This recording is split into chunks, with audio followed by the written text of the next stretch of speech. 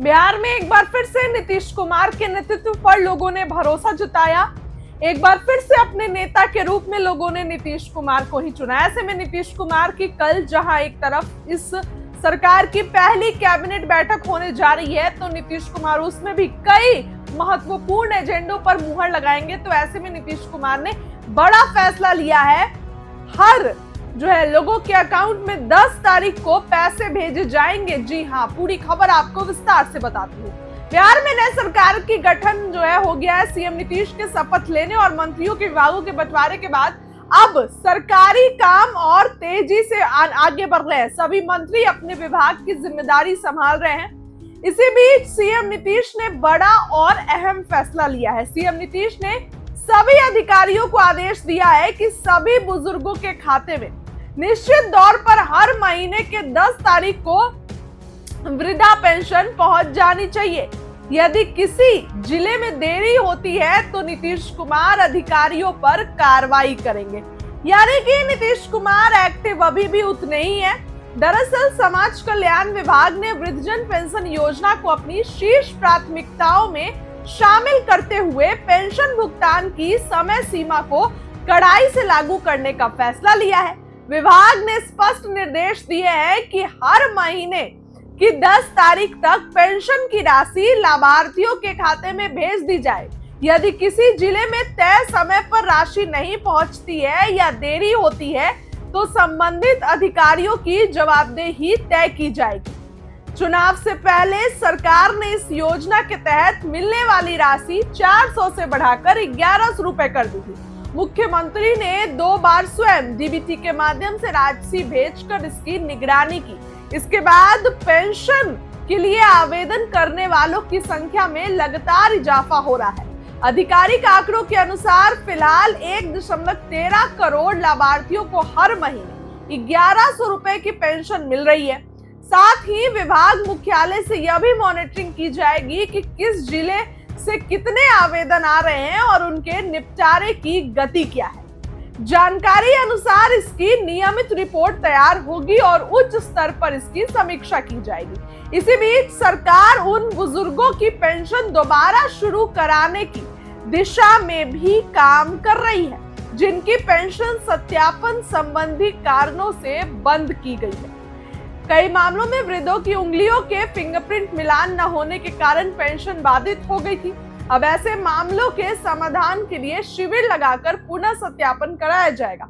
इसके लिए समाज कल्याण विभाग ने जिलों में तैनात अधिकारियों को विशेष जिम्मेदारी सौंपी है। यानी कि नीतीश कुमार बहुत एक्टिव है। शपथ लेते के साथ नीतीश कुमार काम में जुट गए हैं। 10 तारीख को बुजुर्गों के अकाउंट में खटाखट पैसे पहुंच जाएंगे और उसका इंतजाम नीतीश कुमार ने कर दिया है। देखिए, चुनाव खत्म हो गया लेकिन नीतीश कुमार अभी भी एक्टिव है। आज हाजीपुर पहुंचे हैं, कल पहुंचे थे एमएलए फ्लैट का वो देखरेख करने की, किस तरीके से वो नया फ्लैट बन रहा है, क्या कुछ तैयारी है। तो एक्टिव तो कहीं ना कहीं नीतीश कुमार हैं और ये चीजें अब नजर भी आ रही है। फिलहाल उस खबर के लिए इतना ही। बहुत बहुत देखिए, इस विभाग में हम पहले भी कुछ दिन के लिए रहे थे, लगता है 1 आध महीना। भूमि राजस्व विभाग बिहार सरकार के सभी बिहारियों के भूमि के संरक्षण, संवर्धन और बेहतर करने का एक अवसर है। भूमि से जुड़े हुए सभी राजस्व से संबंधित कार्यों को पारदर्शिता के साथ सामाजिक सौहार्द बनाए रखते हुए अंचल से लेकर विभाग तक बेहतर करने के प्रयास होंगे। ऐसे भी 3 विभाग की विशेष चर्चा होती है बिहार में। बालू से जुड़े हुए बालू माफिया का, दारू माफिया का और इन दोनों के द्वारा अवैध कमाई करने वाले लोग भूमि माफिया बन जाते हैं। पूरी निगाह सरकार की होगी और नए ढंग से अच्छे लोग को न्यायोचित वातावरण बनाने की हम लोग भूमिका निभाएंगे। आज उनकी वजह से उनकी हार हुई है। आज विभाग से संबंधित विषय पर हम लोग बैठे हैं। जनता का बड़ा जनादेश आया है। ये जनादेश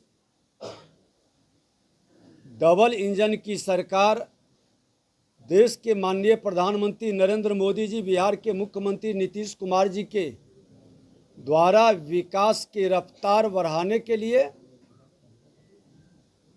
और बिहारियों के मान सम्मान स्वाभिमान को बढ़ाने की जिम्मेवारी दी गई है।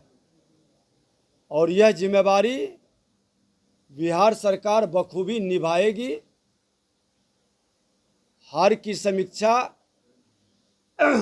आत्मचिंतन से करें, करनी कथनी एक करें, क्योंकि बिहारी अब गाली नहीं बनेगा, बिहारी स्वाभिमान का प्रतीक बनेगा। बिहार का विकास की रफ्तार बिहारियों के सम्मान को बढ़ाएगा। भूमाफियाओं को क्या संदेश देंगे सर? बिहार में किसी माफिया को मैं डराने की बात नहीं करूंगा, लेकिन साइलेंटली आज खनन विभाग के अंदर व्यापक परिवर्तन हो सकता है,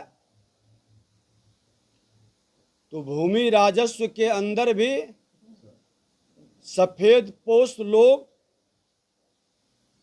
जो अपराध, भ्रष्टाचार के पोषक बनकर भूमाफियाओं को संरक्षित करते हैं, ऐसे चेहरे पर भी हम लोगों की निगाह रहेगी। पहली प्राथमिकता क्या होगी? पूरी तरह से किसानों का, लघु सीमांत किसानों का, हमारे बिहार के गांव में रहने वाले लोगों की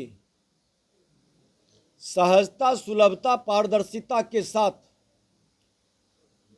उनके जमीन का, म्यूटेशन का, लगान का, उससे संबंधित हर समस्या को पारदर्शिता के साथ समाधान करने का हमारी प्राथमिकता होगी। लैंड सर्वे को लेकर सर कई तरह की बातें आ रही थी, बड़ा इसको लेकर कंफ्यूजन वाली स्थिति थी। इसको लेकर सर आपकी क्या प्राथमिकता होगी? मैं अपने अनुभवी पदाधिकारी हैं और हम पहले हमारे जो अपर मुख्य सचिव हैं दीपक कुमार सिंह जी, लेबर में हम लोग साथ काम किए हैं, अच्छा काम किए हैं। मैं अपने पदाधिकारियों के साथ, विभाग के सभी लोगों के साथ मिल कर के बेहतर करने का, परंपरा से हट करके जनता के हित को हम प्राथमिकता देंगे, समाधान करेंगे।